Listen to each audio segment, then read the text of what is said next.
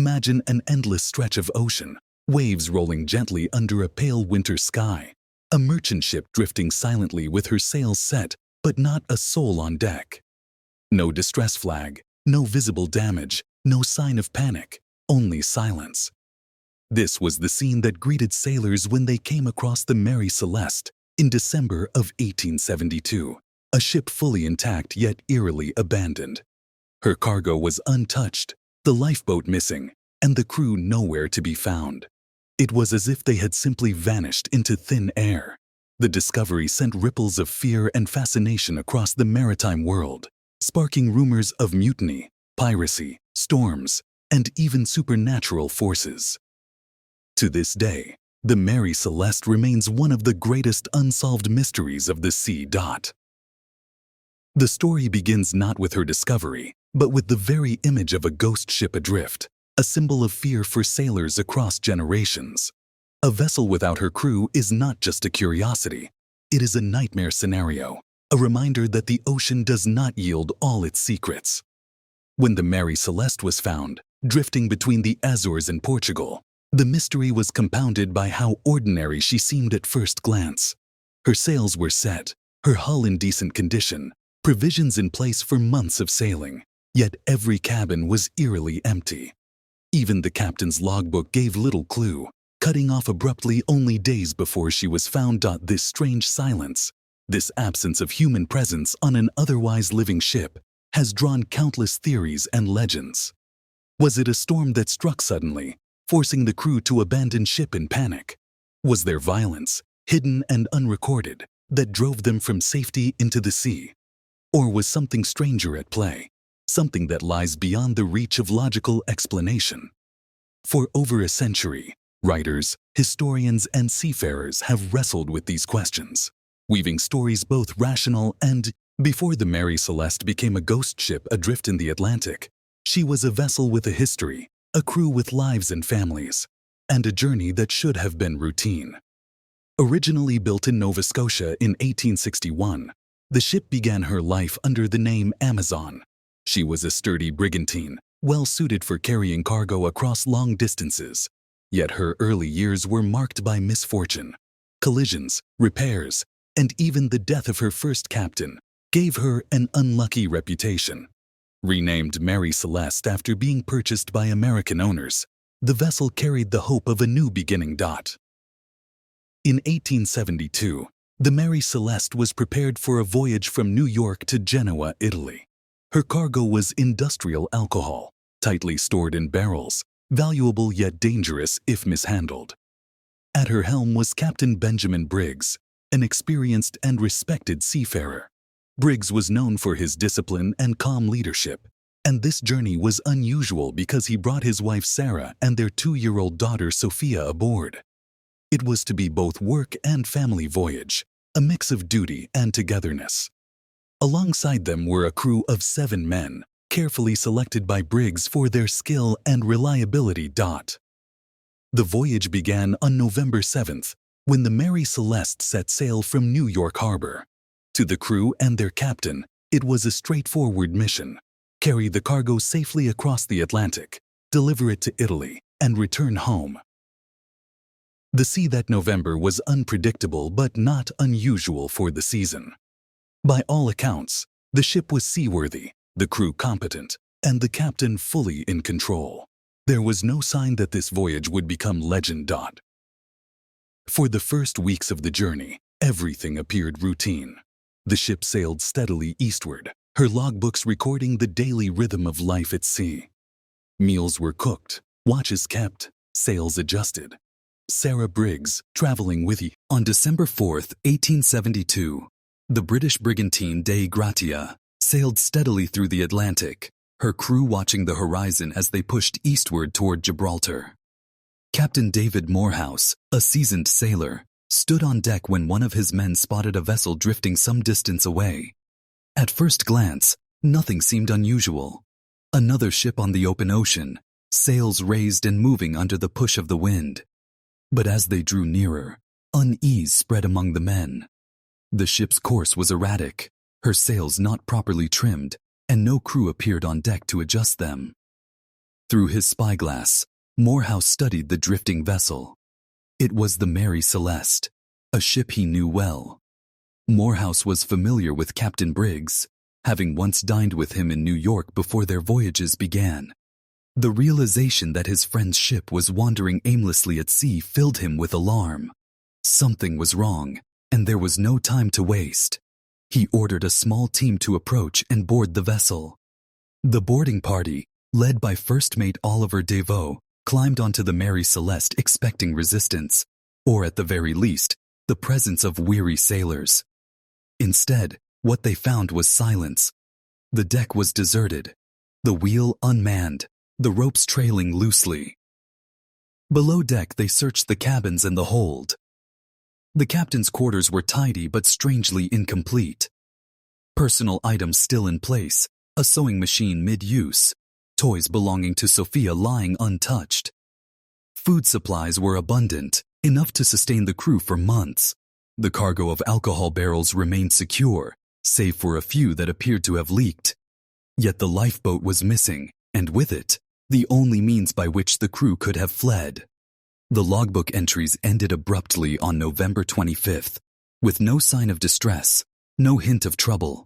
The ship's instruments were still there, though some papers and navigational equipment seemed to be missing. The sails, though worn and torn, could have been repaired. The ship itself was seaworthy, with only minor damage from storms, nothing severe enough to justify abandoning her. The discovery was baffling. Why would an experienced captain and his entire crew desert a ship in working order, leaving behind their possessions and provisions? To the men of the Dei Grazia, the sight was unsettling. They had seen wrecks before, had witnessed storms claim ships, but this was different. This was not the aftermath of violence or the ruin of nature's fury. This was absence, pure and inexplicable. The Mary Celeste drifted like a ghost, her decks echoing only with the creak of wood and the snap of canvas. Morehouse made the decision to sail the abandoned ship to Gibraltar, claiming salvage rights. It was a practical choice, yet as the Dei Grazia's crew took turns manning the Mary Celeste, unease followed them. The ship was seaworthy, but she carried an invisible weight, the mystery of her vanished crew. From the moment she was found, the Mary Celeste became not only a salvage prize, but also a question mark upon the sea, a riddle that no investigation would ever fully solve. When the Mary Celeste was brought into Gibraltar by a weary skeleton crew from the Dei Grazia, she was no longer simply a drifting vessel. She had become evidence, a puzzle handed to the authorities of one of the busiest naval ports of the 19th century. The British Vice Admiralty Court was assigned to oversee the salvage case, but what began as a straightforward matter quickly deepened into suspicion and speculation. At the head of the inquiry was Frederick Solly Flood, the Attorney General of Gibraltar, a man known for his sharp tongue and suspicious nature. Rather than focusing only on the legalities of salvage rights, he approached the case with an investigator's eye, determined to uncover foul play. To him, it was unthinkable that a ship could be abandoned without crime lurking somewhere beneath the surface. He began by inspecting the ship itself. The Mary Celeste, though seaworthy, bore small marks that raised questions. There were superficial cuts on the rail, and faint traces of what appeared to be blood on the captain's sword. Some barrels of alcohol were empty or leaking, though not in quantities that suggested large-scale loss. The pumps, used for removing water from the hold, were dismantled, though it was unclear whether this had been done before or after the crew vanished. Each clue, vague and inconclusive on its own, seemed to Solly Flood a potential sign of violence or mutiny.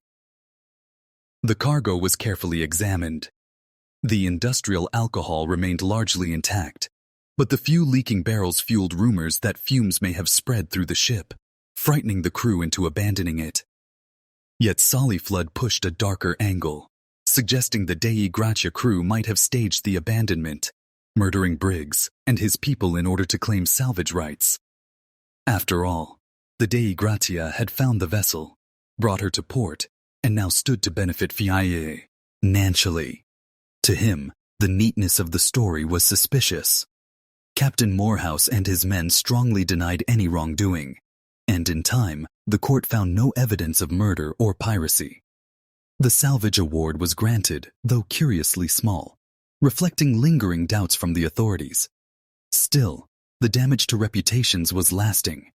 The shadow of suspicion hung not only over the Dei Gratia's crew, but also over the memory of Briggs and his people, who were painted in some accounts as mutineers or victims of crime rather than sailors lost to the sea. The Gibraltar Inquiry, meant to clarify the facts, instead muddied them further. By focusing on imagined conspiracies, it planted seeds of speculation that have grown ever since. No clear cause was identified, no resolution given. Instead, the court left behind a trail of questions. If the crew abandoned ship, why did they not return? If violence had occurred, why was there so little evidence? And if panic drove them into the lifeboat, what force had inspired it? For the public, the trial transformed the Mary Celeste from a maritime curiosity into a legend. Newspapers across Europe and America seized on the story, embellishing it with dramatic flourishes. Tales of sea monsters, ghostly visitations, and mutiny filled the press, often straying far from the limited facts. What began as an inquiry into salvage rights became the foundation of one of the greatest mysteries ever to drift out of the Atlantic. The Gibraltar Inquiry may not have solved the riddle of the Mary Celeste, but it did something far more powerful. It gave birth to a story that captured imaginations across the world. As news of the ghost ship spread, newspapers turned the sparse details into sensational narratives. Each retelling added new layers, weaving together fact, speculation, and outright invention until the mystery became larger than life. In America, the story struck a particular chord. Here was a vessel owned by American investors, commanded by an American captain, discovered adrift in the wide Atlantic without its people. To readers in the United States, the mystery was both thrilling and unsettling. What fate had befallen a family and crew so much like their own? Newspapers filled in the blanks with dramatic theories, suggesting mutiny, pirates, storms, or supernatural curses. One headline spoke of the ghost ship Mary Celeste, a label that would endure through centuries. Across Europe, the tale was equally magnetic. The Victorian appetite for the eerie and unexplained was strong, and the Mary Celeste offered exactly that. A real-world enigma, tangible in evidence yet unsolvable in fact. Writers and poets seized on the story, and soon it was being retold in parlors, taverns, and theaters. Fictionalized versions quickly appeared, the most famous penned years later by a young Arthur Conan Doyle. His short story, J. Habakkuk Jeffson's Statement, took the known facts and twisted them into an eerie tale of conspiracy and murder. Though entirely fictional, it was so convincing that many readers believed it to be truth, further clouding the public understanding of the real events. The myth-making did not stop there. The Mary Celeste became a template for ghost ship stories, inspiring countless legends of empty vessels wandering seas with no crew aboard. Each new report of a derelict ship seemed to echo her tale. Sailors whispered about curses, while armchair theorists debated mutiny or madness. For a Victorian world fascinated by both progress and mystery, the Mary Celeste was irresistible. She represented the unknown, the possibility that even in an age of steam engines and global trade, the ocean still held secrets beyond human grasp. At the same time, her reputation brought a curse of its own. Later owners struggled to shake the stigma of her name. The Mary Celeste continued sailing for years, carrying cargo across the seas, but wherever she went, whispers followed. Some crews refused to serve on her, fearing bad luck. Shipowners quietly lamented her fame, for the legend overshadowed her usefulness. Yet she remained afloat, a ghost in reputation if not in reality, until her final wreck off Haiti in 1885. The transformation of the Mary Celeste into a cultural phenomenon reveals a truth about human nature. Where facts are sparse, imagination flourishes.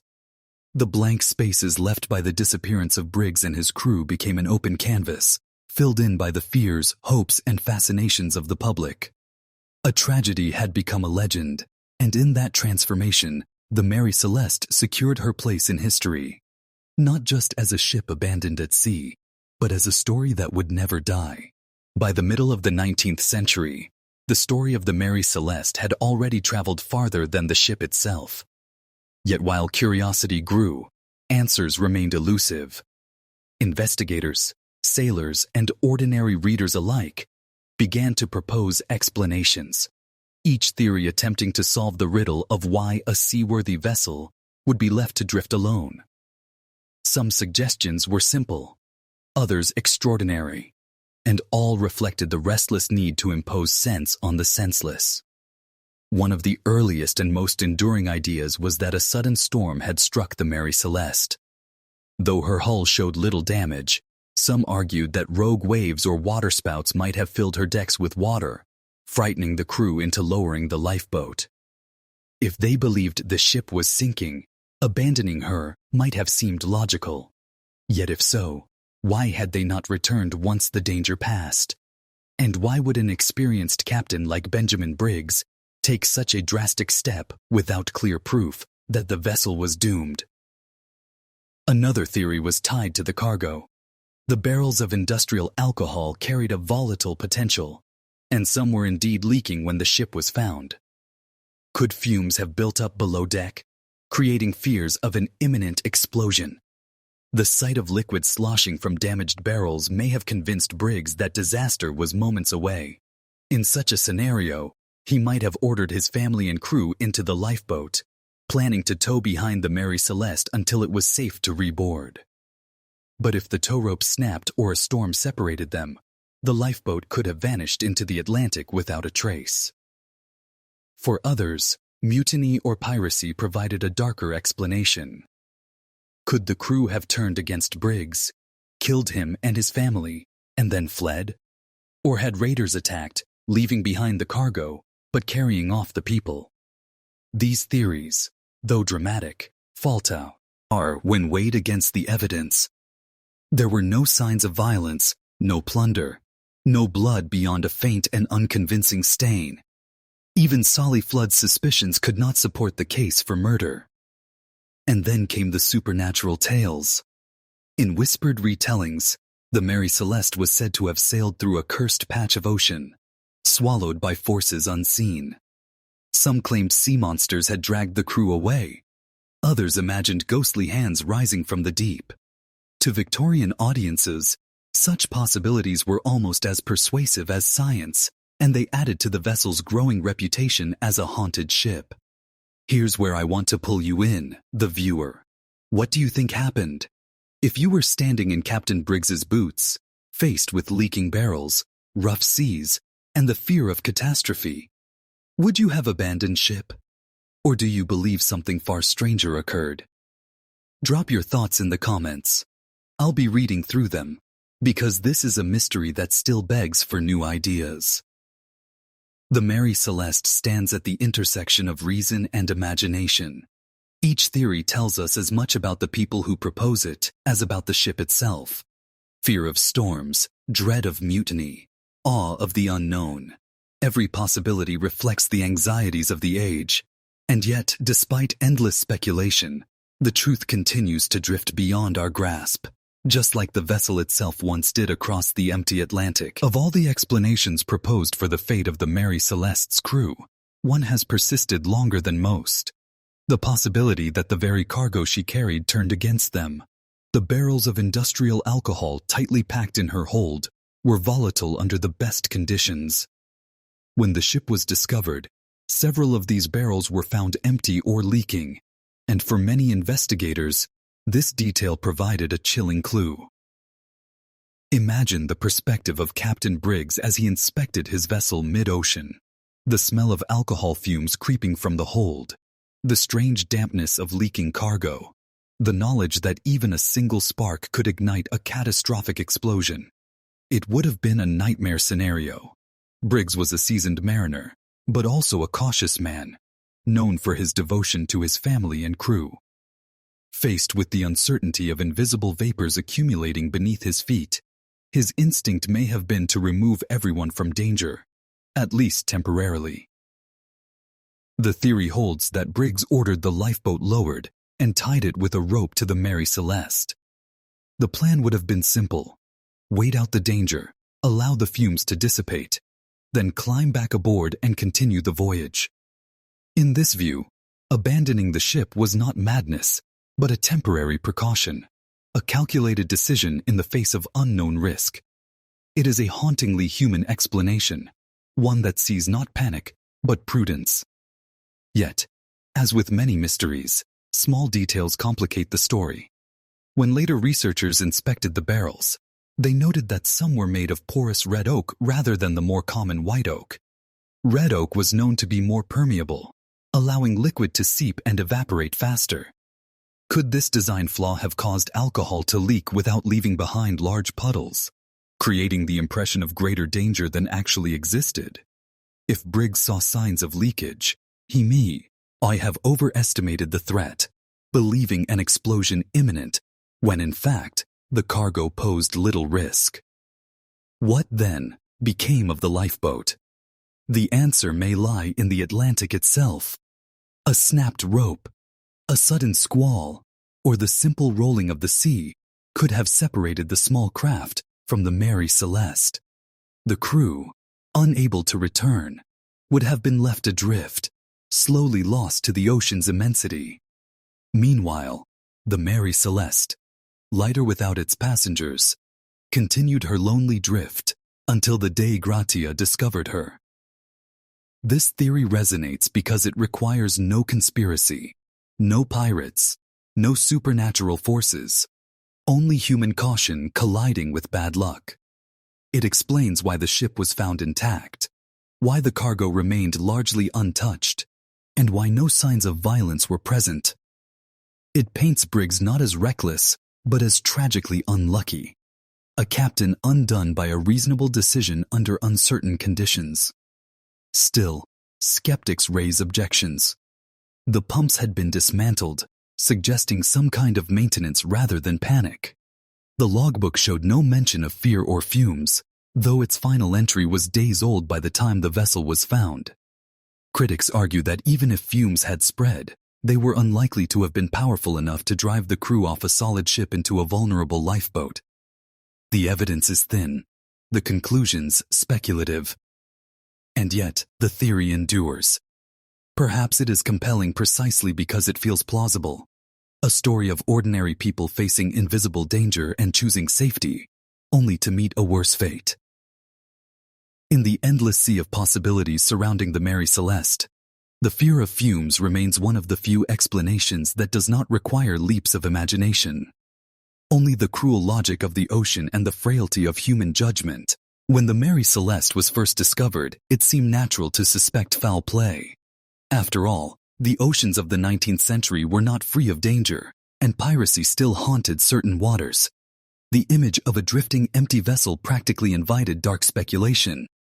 Had pirates attacked and murdered the crew? Had the sailors themselves mutinied against Captain Briggs? These theories became some of the earliest and most enduring explanations for the mystery. The mutiny theory often begins with the crew's composition. While Briggs was respected and known for his fairness, his crew was a mixture of nationalities and backgrounds, some with less reliable reputations than others. To the Victorian imagination, such diversity suggested the possibility of unrest. Some speculated that the men may have grown restless or resentful during the voyage, choosing to overpower Briggs and his family before vanishing in the lifeboat. Others imagined disputes over rations, wages, or leadership spiraling into violence. Yet the evidence simply does not match such a scenario. There were no signs of struggle aboard the Mary Celeste. The cabin was not bloodied or broken, the cargo not plundered. Valuable personal belongings were left untouched, including the captain's instruments and the crew's possessions. If mutiny had occurred, why abandon the ship entirely? A seized vessel could have been sailed to another port, sold off, or disguised for profit. Mutiny, by its very nature, is rarely about flight, but about control, and the Mary Celeste offered no trace of such an attempt. Piracy seemed a more dramatic answer, and for some investigators it was an easy accusation. The Atlantic was not as lawless as the Caribbean or South China Sea, but raiders still prowled trade routes. The theory imagined that the Mary Celeste had been boarded, its crew killed or kidnapped, and the ship left to drift. It was a story that satisfied the appetite for drama, evoking the golden age of seafaring adventure. But again, the details failed to support it. No valuables were stolen, the cargo remained largely intact, and no pirate vessel was reported in the region. Furthermore, the careful condition of the ship, with sails trimmed and supplies in place, did not suggest a raid. Pirates would have plundered, stripped, and left chaos in their wake. The persistence of these theories reveals more about human psychology than about the Mary Celeste. Faced with an empty ship, it feels easier to imagine violence than accident, easier to believe in betrayal or attack than in silent misfortune. Mutiny and piracy are stories that satisfy the craving for human drama, villains and victims, even when evidence points elsewhere. Still, they remain part of the enduring legend. In every retelling, the possibility of betrayal or bloodshed hovers at the edges of the narrative, an unproven but enticing shadow. When Arthur Conan Doyle fictionalized the story, he leaned heavily on murder and conspiracy, fueling the myth for generations. Though historians dismiss mutiny and piracy as unlikely, their appeal lingers, for such explanations provide not truth, but theater. The truth of the Mary Celeste may never involve mutiny or pirates, but the fascination with these ideas is telling. They remind us that people often seek meaning through conflict, imagining plots where none may exist. In the absence of certainty, the mind turns to stories of betrayal, greed, and blood on the waves, because such tales fit neatly into the human hunger for narrative.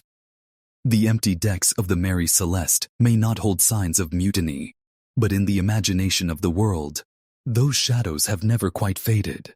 When logic fails, imagination often takes the helm, and the Mary Celeste proved fertile ground for the supernatural. For Victorians raised on ghost stories and sea legends, the image of a vessel adrift with no living soul aboard was irresistible. What else but otherworldly forces, they reasoned, could have snatched away a crew without leaving behind a trace of their fate? Thus was born the ship's second life, not as a maritime puzzle, but as a ghost story whispered across oceans. One of the most enduring tales suggested that the Mary Celeste was cursed. Some believed the ship's earlier name, Amazon, carried ill fortune, having been damaged and involved in accidents even before this fateful voyage. Renaming a vessel was traditionally considered unlucky, and sailors muttered that the ship had carried that curse with her into the Atlantic. The abandonment, then, was not a matter of storms or fumes, but the fulfillment of a dark destiny etched into her timbers. Others pointed to the ocean itself as the villain. The idea of the Bermuda Triangle, though not yet coined, loomed in the imagination of later generations. Writers retroactively tied the Mary Celeste's disappearance of crew to that infamous stretch of sea where compasses spin and ships vanish. Even though the vessel was far from the triangle, the connection between empty ships and mysterious forces proved too enticing to resist. Then came the stranger notions. Sea monsters rising from the depths to drag the crew overboard, or spectral figures that boarded in the night. Some writers envisioned ghostly mutineers who spirited Briggs and his companions away. In more occult versions, the ship passed through a rift in reality, leaving the crew stranded between worlds. These ideas, fantastical though they are, reveal how much the story shifted from evidence to myth. Arthur Conan Doyle's fictional account only strengthened Ned the supernatural aura. His reimagining painted the vessel as a stage for murder and mystery, transforming a maritime tragedy into a tale of haunting menace. Readers across Europe and America devoured the story, many never realizing it was fiction. To them, the Mary Celeste had become a vessel touched by forces beyond comprehension. Supernatural explanations endure because they satisfy where facts cannot. The ocean is vast, mysterious, and terrifying. Its depths unexplored even today. To imagine that the sea holds powers beyond storms and waves is to acknowledge both its beauty and its danger. A ship abandoned with meals half prepared and belongings left behind invites the conclusion that something unearthly intervened. Of course, no evidence supports ghosts or curses. Historians rightly dismiss such theories as colorful embellishments. Yet, they remain inseparable from the legend, woven into every retelling of the story. When people speak of the Mary Celeste, they rarely linger on the dull reports of hearings or the technicalities of barrels. Instead, they recall the phantom ship, adrift on an endless sea, her crew spirited away by forces unknown. In the end, the supernatural is less about truth than about the imagination of those who tell the tale. The Mary Celeste became a ghost not because the sea made her one, but because humanity did. It is in that act of storytelling, of filling gaps with shadows, that the ship's true haunting lies. The story of the Mary Celeste endures because it resists every explanation. From leaking barrels to mutiny, pirates to phantoms, each theory seems possible yet collapses under scrutiny. What remains is silence, and in that silence, legend was born. For Captain Briggs, his family, and the crew, it was no ghost story but a human tragedy. Lives vanished, witnesses lost, and the sea kept its secrets. That emptiness proved louder than any evidence, echoing across time until the Mary Celeste became more myth than ship. Her image lingers, sails full, tables set for meals never eaten, drifting alone across an endless horizon. It unsettles us not because of what we know, but because of what we never will. And perhaps that's why it still resonates. In an age desperate for answers, here is a mystery that refuses them all. The Mary Celeste became a floating question mark, a reminder that not all stories are meant to be solved. What do you believe? An accident of alcohol, a desperate decision, or something stranger still? Share your theory in the comments. And if this tale pulled you into the unknown, don't forget to like, subscribe, and ring the bell, because this is only one mystery in an ocean full of them.